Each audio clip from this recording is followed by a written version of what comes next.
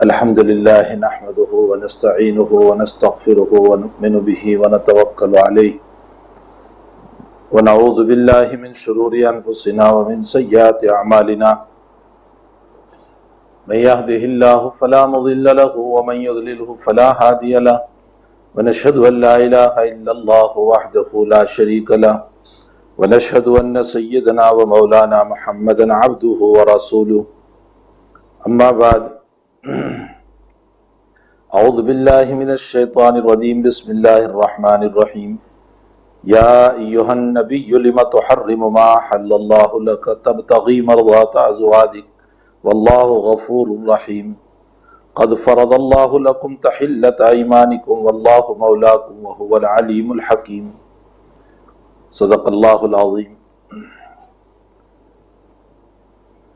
بزرگان محترم، معزز مائیں بہنیں اور بیٹیاں، میں نے اس وقت سورہ تحریم کی آیات تلاوت کی ہے اور سورہ تحریم میں کچھ اہم مضامین و مسائل کو حق تعالیٰ جل شانہ نے ذکر فرمائے ہیں، اس لیے میں نے مناسب سمجھا کہ آج کی مجلس میں مختصر طریق پر سورہ تحریم کا خلاصہ بیان کر دیا جائے۔ یہ سورت قرآن کریم میں 28ویں پارے کی آخری سورت ہے۔ تحریم کا معنی ہوتا ہے کسی چیز کو حرام کرنا، اور یہ سورت مدنی ہے چونکہ یہ واقعہ جو ہے وہ مدینۃ المنورہ ہی میں پیش آیا تھا، اور ظاہر سی بات ہے کہ جن ازواج کا یہ واقعہ ہے ان ازواج کے ساتھ نبی علیہ السلام کا نکاح مدینۃ المنورہ میں ہوا ہے، تو ظاہر سی بات ہے کہ یہ سورت مدنی سورت ہے اور مدینۃ المنورہ میں اس سورت کا نزول ہوا ہے۔ اس میں 4 عورتوں کا بیان ہے، لیکن ابتداً جن عورتوں کا بیان ہے ان عورتوں کا تعلق نبی اکرم صلی اللہ تعالی علیہ وسلم کے ساتھ ہے، آپ کے ازواج کا مسئلہ ہے، آپ کی بیویوں کا مسئلہ ہے۔ سب سے پہلے اللہ کے حبیب پاک صلی اللہ علیہ وسلم نے مکی زندگی میں رہتے ہوئے جس عورت سے نکاح کیا تھا وہ خدیجۃ الکبریٰ رضی اللہ تعالی عنہا ہے۔ حضرت خدیجہ الکبریٰ رضی اللہ تعالیٰ عنہا سے جب نبی علیہ السلام کا نکاح ہوا ہے تو اس وقت آپ کی عمر گرامی 25 سال کی تھی، اور خدیجہ الکبریٰ رضی اللہ تعالیٰ عنہا کی عمر گرامی 40 سال کی تھی۔ حضرت خدیجہ رضی اللہ تعالیٰ عنہ اس سے قبل 1 یا 2 عورتوں سے، 1 یا 2 مردوں سے بیوہ اور مطلقہ ہو کر کے آئی تھی۔ مکے کے تاجرانہ عورتوں میں آپ کا شمار ہوتا ہے، یعنی جو لوگ تجارت میں بہت آگے تھے ان میں حضرت خدیجہ الکبریٰ رضی اللہ تعالیٰ عنہا بھی ہے، آپ کی بھی ایک تجارت چلتی تھی۔ نبی اکرم صلی اللہ تعالیٰ علیہ وسلم کے ساتھ آپ کا نکاح ہوا، اور نکاح کے بعد حق تعالیٰ جل شانہ نے آپ کے دل میں اللہ کے حبیب پاک صلی اللہ علیہ وسلم کی وہ محبت ڈالی کہ خدیجہ الکبریٰ نے اپنا سارا مال قربان کر دیا نبی کریم صلی اللہ علیہ وسلم پر۔ یہ وہ عورت تھی جس نے اپنے سارے مال کو اللہ کے حبیب پر لٹا دیا اور سارا مال نبی علیہ السلام پر خرچ کر دیا۔ حضور پاک صلی اللہ علیہ وسلم کی عمر گرامی جب 40 سال کی ہوئی، یا 39 سال اور 6 مہینے، یا 40 سال اور 6 مہینے علی حسب الاختلاف، اور آپ کو جب نبوت ملی اور سب سے پہلے اقرا بسم ربک الذی خلق خلق الانسان من علق، جس کا نزول راجح قول پر رمضان المبارک کے 27ویں رات میں ہوا، اس کا مطلب یہ نکلا کہ قرآن کریم کی ابتدا جو ہوئی ہے وہ رمضان المبارک میں ہوئی ہے، اور وہ 27 رمضان ہے، اور اس کی طرف قرآن کریم میں اشارہ بھی کیا گیا شہر رمضان الذی انزل فیہ القرآن انا انزلناہ فی لیلۃ القدر وما ادراک ما لیلۃ القدر۔ ان دونوں آیتوں کو ملانے سے یہ پتہ چلتا ہے کہ قرآن کریم کا نزول رمضان المبارک میں ہوا، اور ایک تیسری آیت کو اگر اس کے ساتھ ملا لیا جائے، کتاب احکمت آیات ثم فصلت من لدن حکیم خبیر انا انزلناہ الف لام میم، کیا آیت ہے وہ جس کے ذریعے سے ہم فیصلہ کرتے ہیں ان راتوں کے اندر، فی لیلۃ مبارکۃ فیہا یفرق کل امر حکیم امرا من عندنا انا انزلناہ فی لیلۃ، ہم نے قرآن کریم کو نازل کیا لیلہ مبارکہ میں، فیہا یفرق کل امر حکیم، جس میں معاملات کا فیصلہ ہوتا ہے۔ تو لیلہ مبارکہ سے مطلب ایک طرف قرآن کہہ رہا ہے کہ ہم نے قرآن کو لیلہ مبارکہ میں اتارا، اور دوسری طرف قرآن کہہ رہا ہے انا انزلناہ فی لیلۃ القدر، ہم نے لیلۃ القدر میں اتارا۔ اس کا مطلب یہ نکلا کہ لیلہ مبارکہ لیلۃ القدر ہے، یعنی قرآن کریم کا نزول سب سے پہلے، اور اقرأ بسم ربک الذی کی جو آیات آپ کو دی گئی جناب رسول اللہ صلی اللہ علیہ وسلم کو، اور رمضان المبارک میں شب قدر میں دی گئی ہے۔ بہرحال اللہ کے حبیب پاک صلی اللہ علیہ وسلم کو نبوت ملی، اور آپ جب نبوت لے کر خدیجۃ الکبریٰ رضی اللہ تعالیٰ عنہا کے پاس تشریف لائے، آپ کو جب ان آیات کو دینے کے لیے جبریل امین تشریف لائے، اس وقت آقا صلی اللہ علیہ وسلم غار حرا میں تھے، اور غار حرا میں جبریل امین علیہ السلام نے آ کر کے آپ سے فرمایا کہ اقرا، پڑھیے، اور آپ نے فرمایا ما انا بقاری، میں پڑھا ہوا نہیں ہوں۔ ظاہر سی بات ہے کہ آپ نے کسی سے پڑھا نہیں تھا، آپ کا کوئی معلم نہیں، آپ کا معلم اگر کوئی ہے تو اللہ جل شان، آپ کا کوئی معلم ہو ہی نہیں سکتا، اس لیے کہ معلم محسن ہوتا ہے، اور اللہ نہیں چاہتا تھا کہ میرے نبی پر علمی اعتبار سے کسی کا احسان ہو۔ تو آپ کا معلم جو ہے وہ باری تعالیٰ ہے، رب کریم ہے، انبیاء کا معلم جو ہے وہ اللہ تعالیٰ ہوا کرتا ہے۔ تو بہرحال حضرت جبریل امین علیہ السلام نے فرمایا کہ آپ پڑھیے، آپ فرمایا میں پڑھا ہوا نہیں ہوں، آپ کو زوروں سے دبایا، اتنے زوروں سے دبایا کہ طاقت کی انتہا ہو گئی، پھر چھوڑ دیا اور فرمایا اقرا، آپ نے پھر فرمایا ما انا بقاری، پھر زوروں سے دبایا یہاں تک کہ طاقت کی انتہا ہو گئی، پھر فرمایا اقرا پڑھیے، آپ نے فرمایا میں پڑھا ہوا نہیں ہوں، تیسری مرتبہ زور سے دبایا اور پھر فرمایا کہ اقرا، یعنی پڑھیے میں پڑھا رہا ہوں آپ کو، اقرا بسم ربک الذی خلق، خلق الانسان من علق، اقرا وربک الاکرم، یہ 5 آیات آپ کو پڑھائی گئی اور آپ کو نبوت دی گئی۔ اس موقع پر بعض روایتوں میں جیسا کہ مفسرین نے نقل کیا ہے کہ آپ کو وضو بھی کرایا گیا، معلوم ہوتا ہے کہ وضو کا مسئلہ نبوت کے موقع پر آپ کو دیا گیا، اگرچہ وضو اس امت کی خصوصیت نہیں ہے، وضو تو اس سے پہلے بھی دیا گیا۔ حضرت سارہ علیہ السلام کے باب میں ہے کہ ابراہیم علیہ السلام کے ساتھ جب زوجہ محترمہ سارہ علیہ السلام سفر فرما رہے تھے اور راستے میں ظالم بادشاہ نے پکڑ لیا غلط کام کے لیے، تو روایتوں میں ہے کہ سارہ علیہ السلام نے وضو فرمایا اور 2 رکعت نماز پڑھی اور دعا فرمائی کہ اللہ میری آبرو عزت کی حفاظت فرما۔ معلوم ہوتا ہے وضو پہلے بھی ثابت ہے۔ اسی طرح جریز کا واقعہ جو بنی اسرائیل میں بڑے اللہ والے گزرے ہیں اور جن پر الزام یہ لگایا گیا کہ انہوں نے کسی سے زنا کیا اور اس سے یہ بچہ پیدا ہوا، اور اس موقع پر روایتوں میں ہے کہ آپ نے وضو کیا اور اللہ سے دعا کی کہ اللہ حقیقت کو کھول دے، یہ مسئلہ تو غلط ہے، میرے اوپر الزام ہے۔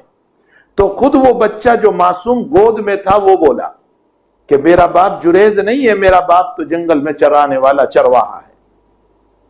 کچھ بچے ہیں جو بالکل بچپنے کے اندر بولے ہیں، یعنی جو بولنے کی عمر نہیں ہوتی ہے اس عمر میں بولے ہیں۔ بعض تو معجزات ہیں اور بعض اللہ کی قدرت ہے، اگرچہ معجزات بھی اللہ ہی کی قدرت ہے، لیکن بعض غیر نبی کا بولنا یہ اللہ کی قدرت کا ظہور ہے، اور بعض معجزات ہیں۔ حضرت عیسیٰ علیہ السلام کا بولنا پیدائش کے فوراً بعد، ابھی تو 2 دن کے بچے ہیں اور فوراً بولنا، یہ معجزہ تھا عیسیٰ علیہ السلام کا۔ انی عبداللہ آتانی الکتاب وجعلنی نبیا وجعلنی مبارکا اینما کنت واوصانی بالصلاة والزکاة ما دمت حیا وبرا بوالدتی ولم یجعلنی جبارا شقیا وسلام علی یوم ولدت ویوم اموت ویوم ابعث حیا۔ یہ کلام کوئی ایرے گہرے نہیں کر سکتا ہے، یہ بالکل ابتدائی کلام ہے جو عیسیٰ علیہ السلام نے فرمایا جب آپ بالکل 2 دن کے بچے ہیں اور لے کر کے آپ کو آئی ہے حضرت مریم علیہ السلام، اس موقع کا یہ کلام ہے۔ روایتوں میں ہے کہ جریز پر جب الزام لگا اور ایک عورت چھوٹا سا بچہ لے کر کے آئی جو ابھی پیدا ہوا تھا، اور لوگ نماز پڑھ کے نکل رہے تھے عبادت خانے سے، جریز کا جو وہاں امام تھے، جریز اور اللہ والے تھے، پوچھا لوگوں نے کہ تو یہاں کیوں بیٹھی ہے؟ تو کہا کیا تم اپنے اس امام کو بزرگ اور پارسا سمجھتے ہو اور اس کو اللہ والا سمجھے ہیں؟ اسی نے میرے ساتھ زنا کیا اور اس سے یہ لڑکا پیدا ہوا۔ سارے لوگ، چونکہ آج تحقیق کا مجاز تو ہے نہیں کسی میں کہ مسئلے کی تحقیق کریں اور حقیقت تک پہنچے کہ واقعتاً جو کہہ رہے ہیں اس لیے کہ آج بناوٹ کی دنیا اتنی ہو چکی ہے کہ جھوٹ اتنا بولو کہ لوگ جھوٹ کو سچ سمجھنے لگے. یہ ایسا مسئلہ ہو گیا ہے کہ جھوٹ کو اتنا بولو کہ جس کی بنیاد پر لوگ جھوٹ کو سچ سمجھنے لگے. بس جریج کے باب میں لوگوں نے بے تحقیق گفتگو کو سن لیا اور سن کر کے جریج پر حملہ کیا اور بہت مارا اوپر سے ان کے عبادت خانے کو گرا دیا. چونکہ جریج کا تعلق بنی اسرائیل سے تھا، یہود سے تھا، حضرت موسیٰ علیہ السلام کی وہ شریعت پر تھی، بڑے اللہ والے زاہد اور عابد تھے، عبادت خانہ بھی گرا دیا. جریج نے وضو کیا اور 2 رکعت نماز پڑھ کے اللہ سے دعا کی کہ اللہ مسئلہ کھول دے، یہ تو غلط الزام ہے. تو خود وہ معصوم بچہ جو گود میں تھا وہ بولا کہ میرا باپ یہ نہیں ہے، میرا باپ تو جنگل میں جانور چرانے والا چرواہا ہے. یہ دوسرا بچہ تھا. اب لوگوں نے کہا کہ معاف فرمائے، ہم نے آپ کی توہین کی، بے عزتی کی اور آپ کا عبادت خانہ گرا دیا. ہم چاہتے ہیں کہ آپ کا عبادت خانہ سونے کا بنا دے. جریج نے کہا مجھے سونے کی ضرورت نہیں ہے، بس وہ جو میرا مٹی کا تھا اسی طرح میرا عبادت خانہ کھڑا کر دو. مجھے اس وقت اس روایت پر کوئی مسئلہ زیادہ، ورنہ یہ روایت لمبی ہے کہ اصل جریج کا مسئلہ کچھ اور ہوا تھا. وہ ایک مرتبہ نماز پڑھ رہے تھے اور ان کی والدہ نے کسی ضرورت کی بنیاد پر ان کو آواز دی. اب وہ نماز میں تھے تو اپنے دل میں سوچنے لگے کہ ماں بلا رہی ہے وانا اصلی، میں نماز پڑھ رہا ہوں. نماز پوری ہونے کے بعد اپنی والدہ کی خدمت میں پہنچے تو ماں نے کہا بیٹا ضرورت تھی تب تو آیا نہیں، اب تو آیا. جا جب تک کہ تو مومسات اور فاحشہ اور بدکار عورت کا منہ نہ دیکھے. مطلب یہ تھا کہ جب تک تیری ذلتی نہ ہو وہاں تک تیری موت نہ آئے. بس ماں کا یہ جملہ تھا. وقت گزر گیا اور ماں کی بد دعا کے یہ آثار سامنے آ گئے کہ ایک عورت نے آ کر کے آپ پر الزام رکھ دیا.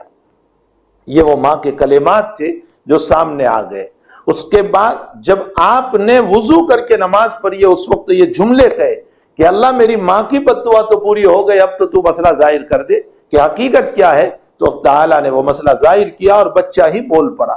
یہاں سے یہ معلوم ہوتا ہے کہ ماں کی اطاعت بہت بڑی چیز ہے، ماں باپ کی فرما برداری بہت بڑی چیز ہے.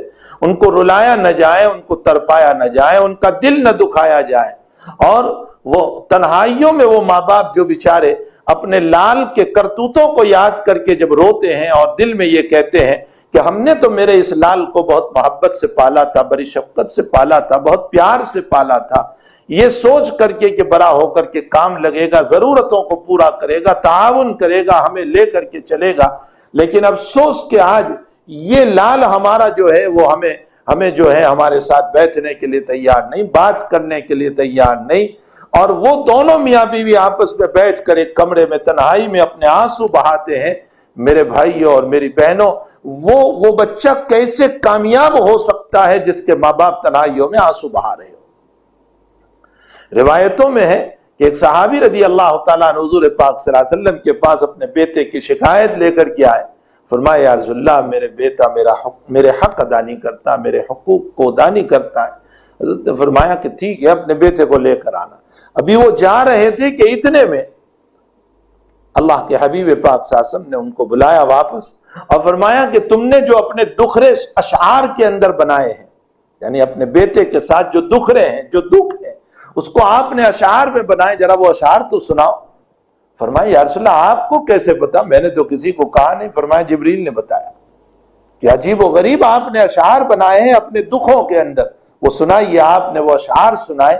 اس کی آخری کڑی کا ترجمہ یہ ہے کہ میں اپنے بیٹے کو کہہ رہا ہوں یا بنیا میرے بیٹے، اگر تو مجھے باپ سمجھ کر کے میرا حق ادا نہیں کرتا تو کم سے کم پڑوسی سمجھ کر کے کو حق ادا کر لے کہ میں ایک تیرا پڑوسی ہوں. جب یہ جملے وہ کہہ رہے ہیں صحابی تو حضور کی آنکھوں سے آنسو بہ رہے ہیں. تو بہرحال وہ ماں باپ کیسے، وہ بیٹا کیسے پنپ سکتا ہے جس کے ماں باپ آنسو بہاتے ہو اور دکھی ہو، اور جن کے ماں باپ کا رونا ہو وہ اولاد کیسے پنپ سکتی ہے؟ چاہے وہ لڑکا ہو یا لڑکی ہو، وہ اولاد کبھی کامیاب نہیں ہو سکتی. اور سنو، تمام گناہوں کی سزا بعد الموت ہے، لیکن ماں باپ کو ستانے کی سزا دنیا ہی سے ظاہر ہو جاتی ہے. اس لیے کہ وہ اپنی زندگی میں دیکھ لیتے ہیں کہ اپنی اولاد کی طرف سے پھر اس کے اوپر کیا مصائب آتے ہیں، کیا پریشانیاں آتی ہیں، کیا حالات آتے ہیں. ایک صاحب کے باب میں لکھا ہے کہ ایک آدمی کو اس کا بیٹا گھسٹ کر لے گیا اور گھسٹتا ہوا لے جا رہا تھا، جب ایک حد پر پہنچا تو اس باپ نے اپنے بیٹے سے یوں کہا کہ بس چھوڑ دے، اب مجھے نہ گھسٹ۔ کہا یہیں تک تو کیوں بولا، اس سے پہلے کیوں نہیں بولا؟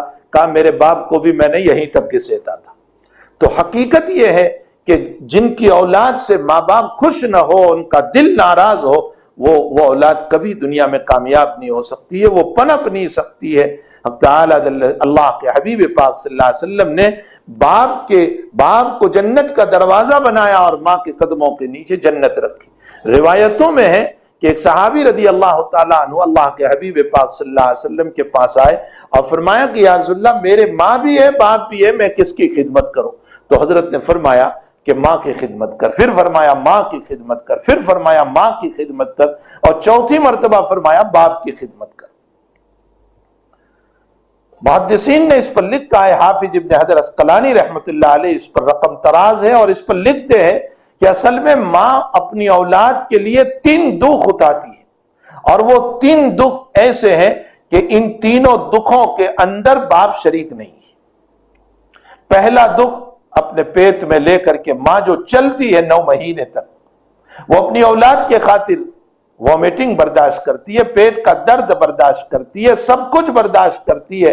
اگر اس کو ڈاکٹر کہہ رہا ہے کھانا نہ کھاؤ تو وہ کھانا چھوڑ دیتی ہے، لیکن اپنی اولاد کو تکلیف پہنچنا، اس کا اسقاط ہو جانا، اس کا گر جانا، اس کو پیٹ میں تکلیف پہنچے، اس طرح کی کوئی، حتیٰ کہ اپنی مرغوب سے مرغوب چیز کو چھوڑ دیتی ہے۔ یہاں تک کہ آخری وقت میں اپنی اولاد کے خاطر اپنے پیٹ کو بھی چروا دیتی ہے، اپنا آپریشن کروا لیتی ہے، اپنا سیزر کروا لیتی ہے، لیکن اپنے لال کو تکلیف نہیں پہنچنے دیتی، اپنے بیٹے کو تکلیف نہیں پہنچنے دیتی، اپنی بیٹی کو تکلیف نہیں پہنچنے دیتی، اپنی اولاد کو تکلیف نہیں پہنچنے دیتی۔ یہ جو 9 مہینے تک ماں نے جو دکھ اٹھائے ہیں اپنی اولاد کے لیے، اس میں ماں اکیلی ہے، باپ شریک نہیں ہے۔ اس کے بعد دوسرا دکھ پیدائش کا ہے کہ پیدائش کے موقع پر ماں کو جو درد ذہ کی اور جو ولادت کی تکلیف ہوتی ہے، گویا کہ ماں دوسرا جنم لیتی ہے، ماں کو ایک دوسرا جنم ملتا ہے درد ذہ کی تکلیف کے اندر، اس کو جو تکلیف ہوتی ہے اس میں باپ شریک نہیں ہے، ماں اکیلی ہے۔ اور تیسری تکلیف جو اٹھاتی ہے ماں، وہ تکلیف ہے کہ ولادت کے بعد اور پیدائش کے بعد ماں اپنے خون کو دودھ بنا کر کے اپنی اولاد کو پلاتی ہے، حتیٰ کہ ماں کو ایسا لگے کہ اس چیز کے کھانے سے میرے دودھ کے اندر بگاڑ ہوگا اور میرا بچہ بیمار ہو جائے گا، تو وہ مرغوب شے کے ہوتے ہوئے بھی اس چیز کو چھوڑ دیا کرتی ہے۔ یہ 3 دکھ وہ ہیں اور 3 تکلیفیں وہ ہیں جس میں ماں کے ساتھ کوئی شریک نہیں ہے، ماں اکیلی ہے۔ اس لیے نبی کریم صلی اللہ علیہ وسلم نے ماں کا 3 مرتبہ نام لیا اور چوتھی مرتبہ باپ کا لیا۔ وجہ اس کی یہ ہے کہ باپ کے ذمہ تعلیم و تعلم اور تربیت ہے، اور اب تعلیم و تعلم اور تربیت کی ذمہ داری جو ہے وہ باپ کی ہوا کرتی ہے، اس لیے نبی کریم صلی اللہ علیہ وسلم نے چوتھی مرتبہ باپ کا نام لیا۔ لیکن حضرات علماء نے لکھا ہے کہ جیسے ماں کے فضائل ہیں ویسے باپ کے بھی فضائل ہیں، ماں کے فضائل اپنی جگہ مسلم، وہاں باپ کے بھی فضائل ہیں۔ اگر روایات میں اور قرآن کریم کی آیات میں اگر غور کیا جائے تو حقیقت یہ ہے کہ جہاں ماں کے فضائل بیان کیے گئے، باپ کے فضائل بھی بہت زبردست بیان کیے گئے۔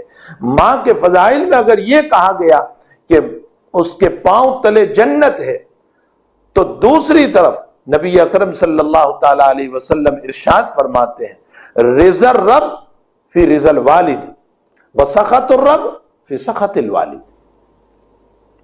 اللہ تب راضی ہوگا جب باپ راضی ہوگا، اور اللہ ناراض ہوگا اگر باپ ناراض ہے۔ آپ ان دونوں روایتوں میں غور کریں کہ ماں کے لیے تحت القدم بیان کیا گیا، یعنی نیچے، ماں کے قدموں کے نیچے جنت ہے، لیکن باپ کا مقام جب نبی علیہ السلام بیان فرماتے ہیں تو بلندی اور ربوبیت کے ساتھ بیان کیا گیا کہ رب کی رضا باپ کی رضا میں، اور رب کی ناراضگی باپ کی ناراضگی میں بلندی کی طرف اشارہ ہوا۔ معلوم یہ ہوتا ہے کہ بلندی اور فوقیت اپنی جگہ ایک مقام رکھتی ہے، صرف مائی کے فضائل اور باپ کے مناقب اور فضائل کو بیان نہ کرنا، یہ حقیقت یہ ہے کہ شریعت عیسویت کا تعلق ہے۔ عیسیٰ علیہ السلام کی چونکہ والدہ ہے، آپ کے باپ نہیں ہے عیسیٰ علیہ السلام کے، صرف ان کی والدہ ہے، اس لیے ان کے ماننے والے صرف ماں کے فضائل کو بیان کرتے ہیں، باپ کے مناقب اور فضائل کو بیان نہیں کرتے۔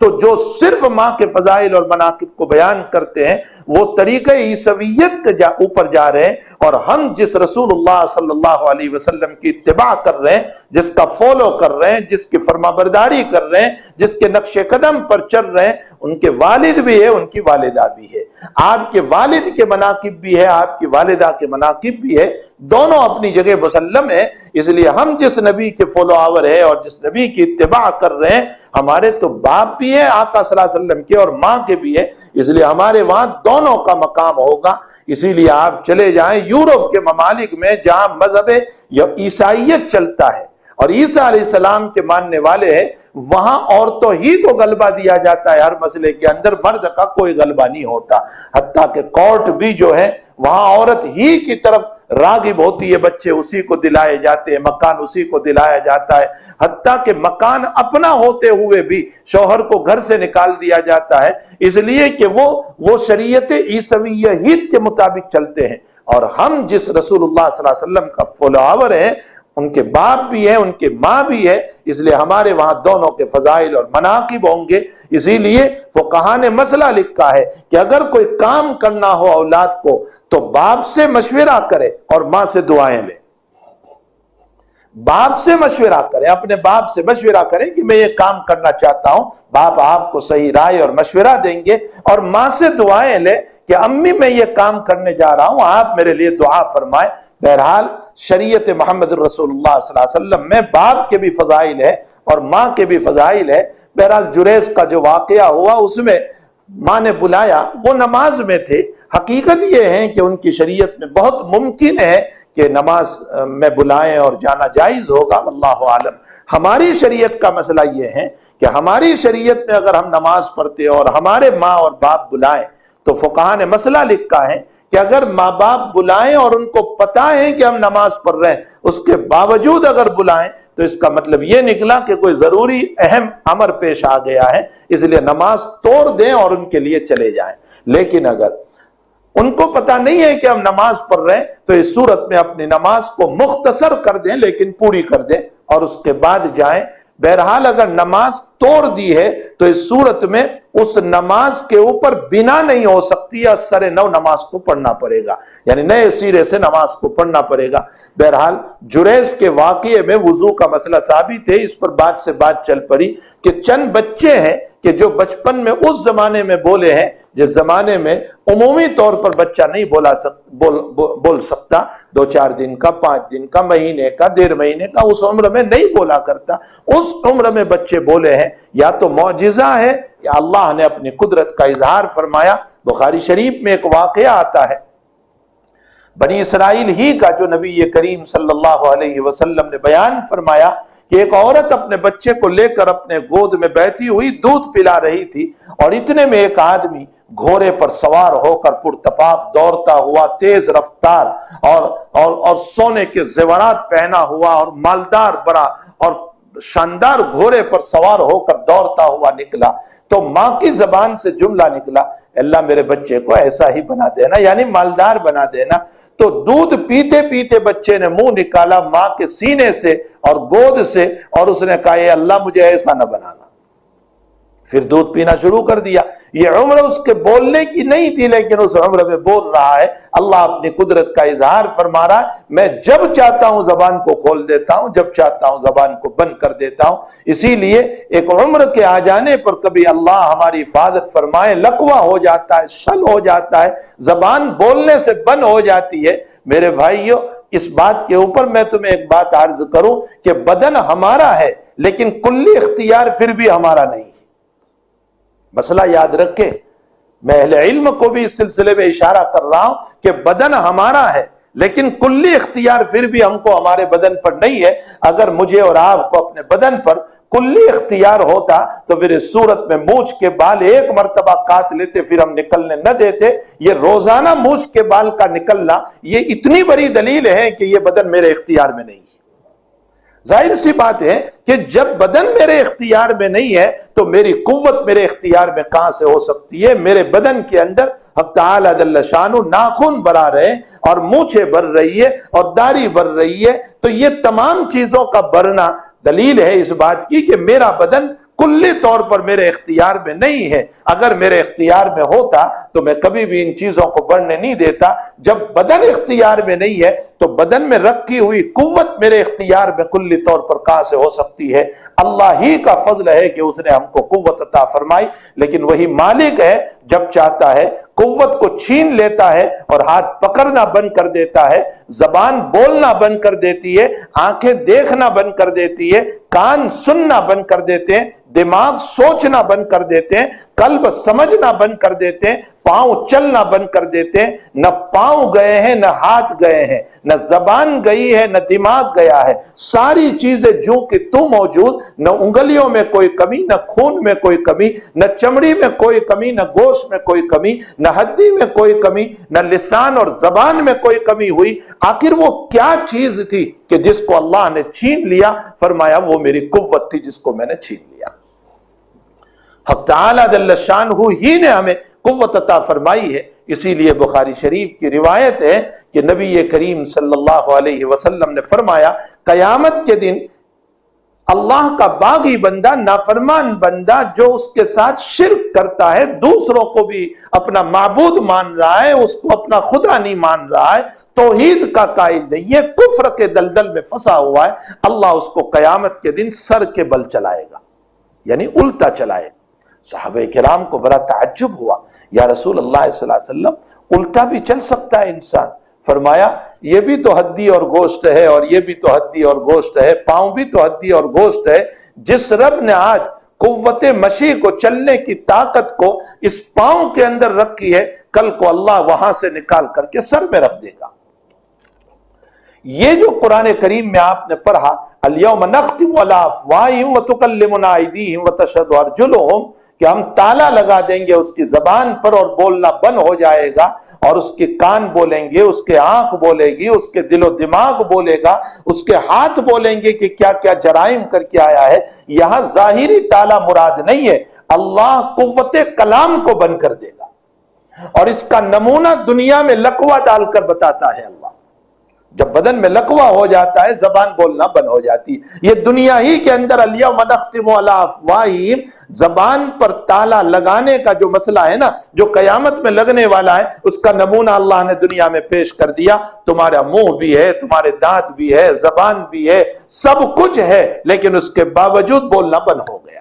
جو رب دنیا میں ہمیں بولنے سے محتاج کر سکتا ہے، وہ قیامت میں بھی ہماری زبان پر تالا لگا دے گا، یعنی قوت کلام کو کھینچ لے گا، ہماری زبان بول نہیں پائے گی۔ تو حقیقت یہ ہے اللہ اپنی قدرت کا مظاہرہ کرتا ہے، جیسے حضرت آدم علیہ السلام کو مٹی سے اللہ تعالیٰ نے پیدا فرمایا اور اشارہ کیا کہ میں بغیر ماں باپ کے بھی پیدا کر سکتا ہوں، اور حضرت حوا علیہ السلام میں بدن آدم کا کچھ ٹکڑا لے کر کے اشارہ کیا اس بات کی طرف کہ میں مرد کے کسی حصے سے عورت کو بھی پیدا کر سکتا ہوں، اور عورت کو بغیر ماں باپ کے بھی پیدا کر سکتا ہوں، اور حضرت عیسیٰ علیہ السلام کو بغیر باپ کے پیدا کر کے اللہ تعالیٰ نے اشارہ فرمایا کہ میں باپ کے بغیر بھی ایک انسان کو وجود میں لا سکتا ہوں، اگرچہ میرا قاعدہ اور ضابطہ اور اصول یہ رہا ہے کہ مرد عورت کے ملنے سے انسان وجود میں آتا ہے، لیکن میں محتاج نہیں ہوں۔ اصول اور چیز ہے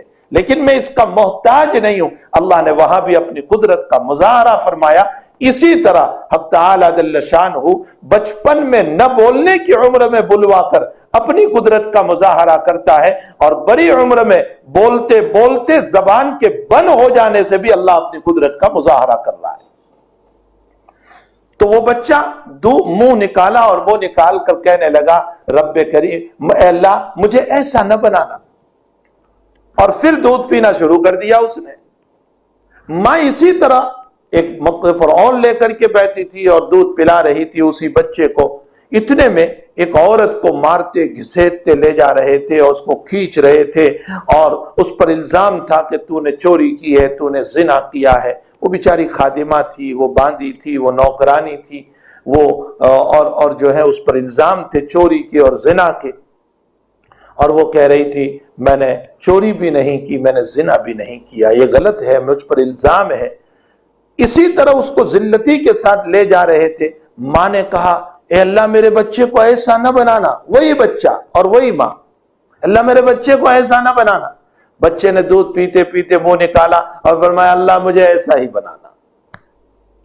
اب کیا مسئلہ تھا؟ جناب رسول اللہ صلی اللہ علیہ وسلم فرماتے ہیں کہ پہلا جو انسان گھوڑے سوار تیز رفتار سونا پہنا ہوا اور بڑے تیز رفتاری کے ساتھ جو جا رہا تھا، اور ماں نے کہا میرے بچے کو ایسا بنانا، حقیقت میں دولت تو تھی، ایمان نہیں تھا۔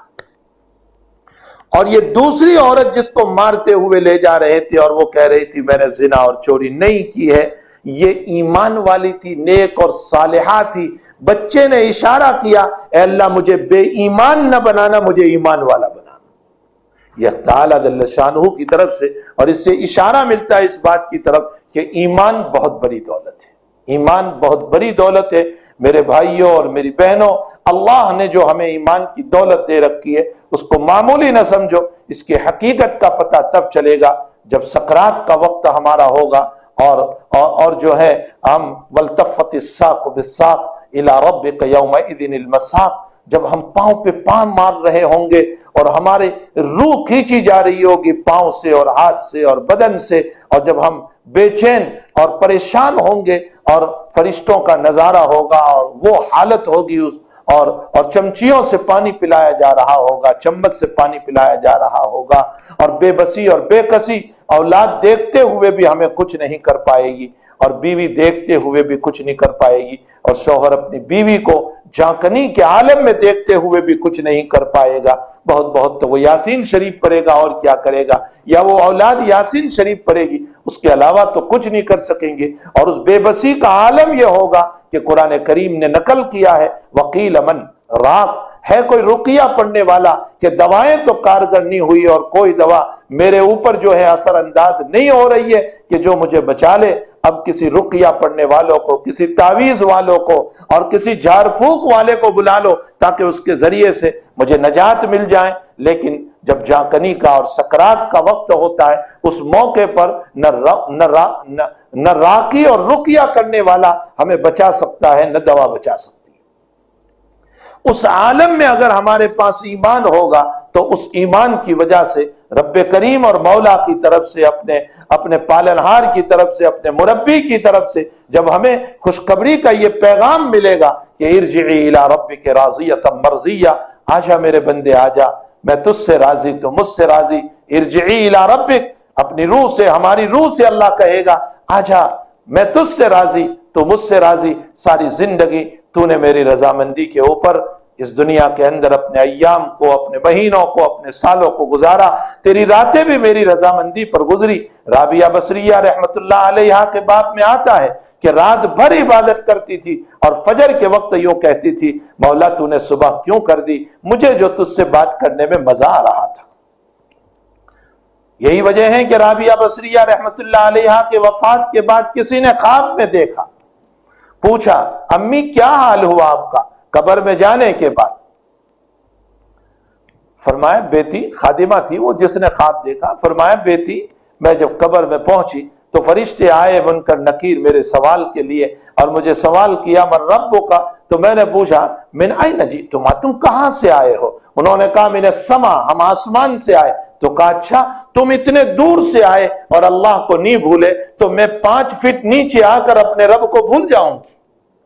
فرمایا میرے اس جواب پر وہ واپس ہو گئے۔ تو یہ جب ہی ہو سکتا ہے مر ربک کے باب میں جواب، جبکہ دنیا میں ہر وقت رب رب رب رب، اللہ اللہ اللہ، نمازوں میں اللہ، ذکر میں اللہ، اٹھتے بیٹھتے اللہ، نمازوں کے بعد اللہ، الحمدللہ رب العالمین، سبحان اللہ رب العرش العظیم، سبحان اللہ وبحمدہ سبحان اللہ العظیم، استغفر اللہ، ہر وقت اٹھتے بیٹھتے اپنے اللہ کو اگر یاد کرتے رہو گے تو پھر موت کے موقع پر بھی اللہ ہی کا لفظ نکلے گا، اور وفات کے بعد سوال پر بھی اللہ ہی کا لفظ نکلے گا۔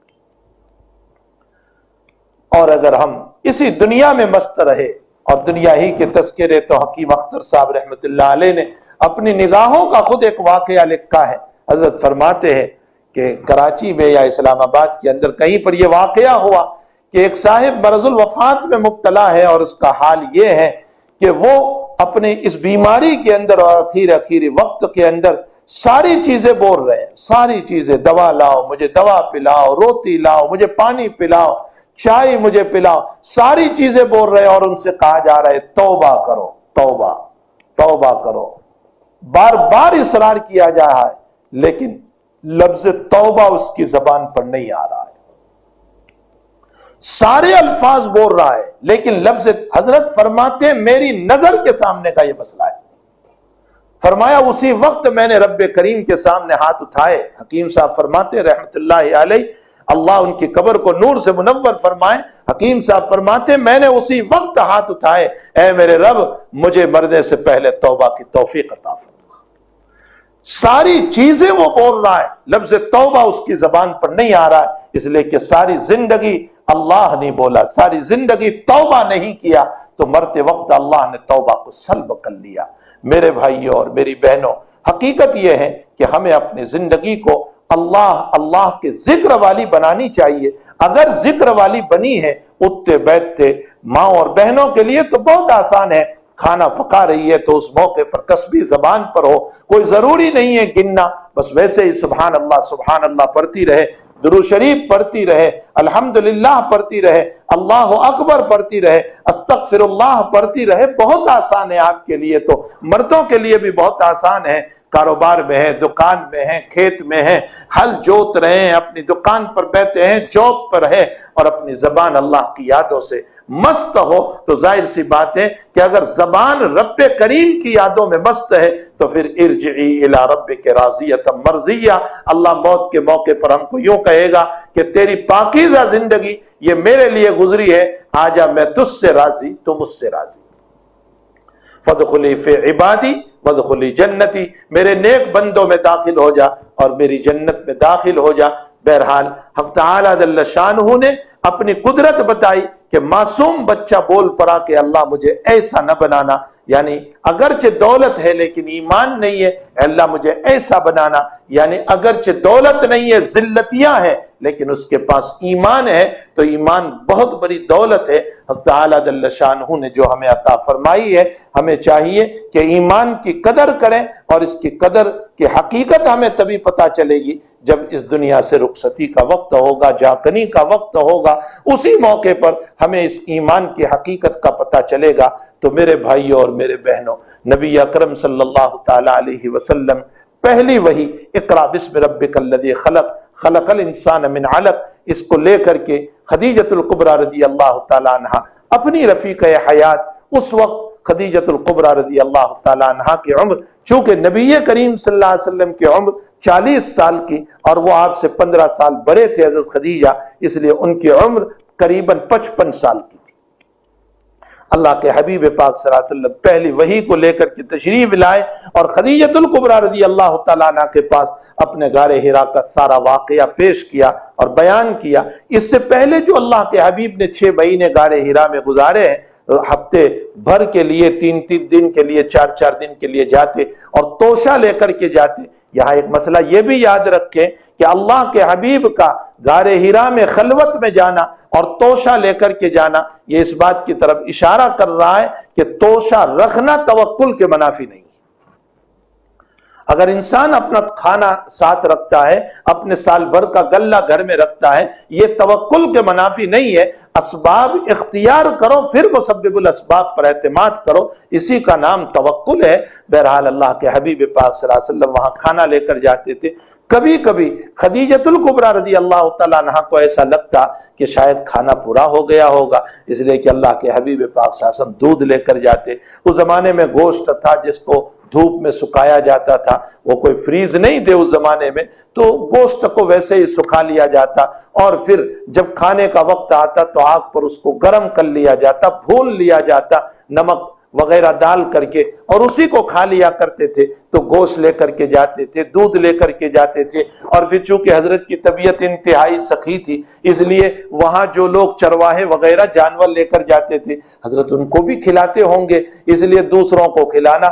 تو کبھی توشہ ختم ہونے کا خدیجۃ الکبریٰ کو احساس ہوتا تھا تو حضرت خدیجۃ الکبریٰ رضی اللہ تعالی عنہا اس عمر کے اندر, یعنی یوں سمجھیے کہ قریباً 54 سال کی عمر ہوگی اس موقع پر, 54-55 سال کی عمر ہوگی. اس عمر کے اندر آپ میں سے اگر کوئی حج کے لیے گئے ہیں, عمرے کے لیے گئے ہیں, تو ان کو پتا ہوگا کہ غار ہیرا پر جانے کے لیے 350 سے 400 سیڑھیاں چڑھ کر کے جانا پڑتا ہے.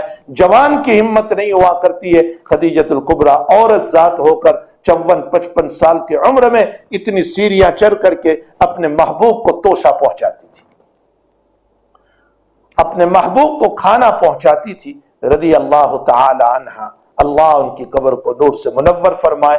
جب پہلی وحی اتری اور اللہ کے حبیب پاک صلی اللہ علیہ وسلم اس وحی کو لے کر کے تشریف لائے تو نبی حضرت خدیجۃ الکبریٰ کے سامنے آپ نے اپنی وحی کے پورے واقعے کو سنایا اور فرمایا خشیت علی نفسی, مجھے خوف ہے میری ذات پر کہ اگر اسی طرح مجھے دبایا جاتا رہا ہر موقع پر تب تو میں مر جاؤں گا, ختم ہو جاؤں گا. اس موقع پر نبی کریم صلی اللہ تعالی علیہ وسلم کو دھارس دینے والی, تسلی دینے والی, اطمینان دلانے والی وہ آپ کی رفیق حیات خدیجۃ الکبریٰ رضی اللہ تعالی عنہا ہے. اور جن الفاظ میں آپ کو تسلی دیتی ہے وہ الفاظ بڑے پیارے ہیں. بخاری شریف کے دوسرے ہی صفحے کے اوپر وہ الفاظ موجود ہیں, انک لتصل الرحم وتکسب القلب وتحمل المعدوم وتقری الضعیف وتعین علی نوائب الحق. فرمایا آپ صلہ رحمی کرنے والے, آپ غریبوں کی مدد کرنے والے, آپ گرے پروں کو اٹھانے والے, آپ دکھروں کے دکھوں میں حصہ لینے والے, آپ مہمانوں کی مہمان نوازی کرنے والے, آپ حق کے خاطر لڑنے والے. اتنے اونچے آپ کے اخلاق ہیں اور ان اخلاق والوں کو اللہ ضائع نہیں کرتا. یہ اخلاق اللہ کے نبی علیہ الصلوۃ والسلام کے نبوت کے بعد کے نہیں ہیں, نبوت سے پہلے کے ہیں, نبوت کے بعد کے نہیں. صلہ رحمی کرنا, رشتہ داروں کے ساتھ اس نے سلوک کرنا, غریبوں کا تعاون, بیواؤں کا تعاون, معذوروں کا تعاون, گرے پروں کو اٹھانا. کسی کے پاس ہنر ہے لیکن ہنر چلانے کے لیے کچھ نہیں ہے, اس کو ہنر چلانے کے لیے تعاون کرنا. مثلا کوئی ٹیلر ہے اور اس کے پاس مشین نہیں ہے, آپ نے اس کو مشین لے دیا. یہ اللہ کے نبی کی صفت تھی. آپ کی مہمان نوازی, وتقری الضیف, مہمان نوازی, وتعین علی نوائب الحق, حق کے خاطر آپ کا لڑنا. یہ اخلاق حمیدہ آپ کے نبوت سے پہلے کے تھے. خدیجۃ الکبریٰ رضی اللہ تعالی عنہا یہ صفات حمیدہ, یہ اچھے گن, اچھی صفات, اچھی خصلتیں آپ کی بیان کر کے کہہ رہی ہے جن میں یہ صفات تو اللہ اس کو ضائع نہیں کرتا ہے.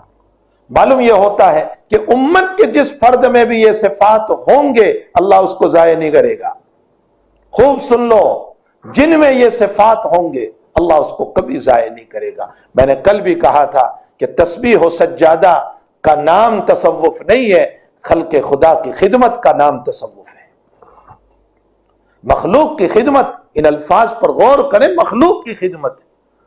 اور ان الفاظ میں آپ کو تسلی دی. حضرت خدیجۃ الکبریٰ رضی اللہ تعالیٰ عنہ نے کوئی تانا نہیں دیا, یہ نہیں کہا کس نے کہا تھا آپ کو جانے کو, کیوں جاتے تھے وہاں, کیا ضرورت پڑی تھی, کوئی تانے کا لفظ نہیں, بلکہ محبت اور پیار کے ساتھ ان الفاظ کے ساتھ آپ کو تسلی دے رہے. اور اس زمانے کے آپ کے چچازاد بھائی ورقہ ابن نوفل کے پاس آپ کو لے جا رہے, اس لیے کہ وہ آسمانی کتاب کے عالم تھے, ان کے پاس لے گئے خدیجۃ الکبریٰ رضی اللہ تعالیٰ, اور فرمایا اپنے بھتیجے سے سنو یہ کیا کہہ رہے. اور ورقہ نے ساری بات کو سننے کے بعد کہا ھذا الناموس الذی قد جاء موسیٰ, یہ وہی فرشتہ ہے جو موسیٰ علیہ السلام کے پاس آیا تھا, یعنی یہ وہی ہے اور یہ آپ کو نبوت ملی. اور ورقہ نے کہا کہ اب آپ کے ساتھ دشمنیاں ہوگی, جلاوطنی کے مسائل ہوں گے, آپ کے خلاف سازشیں ہوگی. جب یہ بیان دے رہے ہیں ورقہ تو خدیجہ اس موقع پر اللہ کے حبیب تعجب سے پوچھ رہے ہیں کیا ایسا بھی ہوگا میرے ساتھ, یعنی مجھے جلاوطن کیا جائے گا, مجھے نکالا جائے گا, اب مخرجیہم, مجھے نکالیں گے, میرے قتل کی سازشیں ہوگی. فرمایا ہاں, جو اللہ کے دین کو لے کر اٹھتا ہے اس کے ساتھ یہی معاملہ ہوتا ہے۔ آج بھی مسلمانوں کے ساتھ جو مسائل ہے اس کی بنیاد یہ ہے کہ یہ اللہ کے دین کو لے کر اٹھے ہوئے ہیں، اسی بنیاد پر ان کے ساتھ اور کوئی مسئلہ نہیں۔